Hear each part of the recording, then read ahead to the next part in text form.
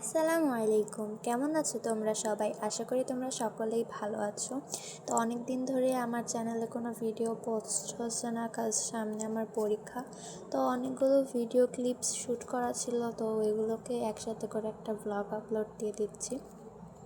তো আমি সেদিন ঘুম থেকে উঠে কফি খেয়েছিলাম।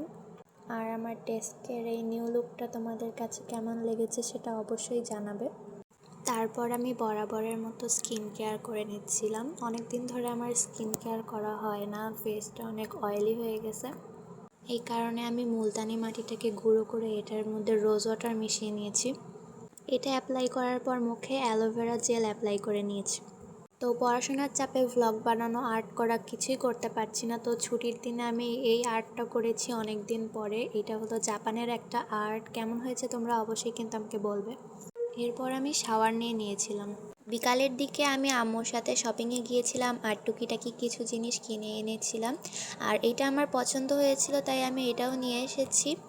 এটা কেনার ইচ্ছে আমার অনেক দিন থেকেই ছিল, তো ফাইনালি আমি এটা কিনে ফেলেছি। এটা হলো ব্যাটারি সিস্টেম, আলাদাভাবে ব্যাটারি কিনে তারপরে ইউজ করতে হয়।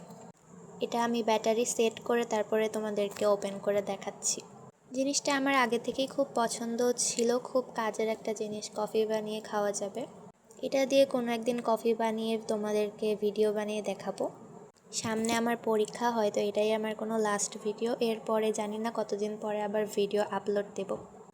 তো আজকের ভিডিওটা এই পর্যন্তই। সবাই ভালো থেকো, সুস্থ থেকো। আল্লাহ হাফেজ।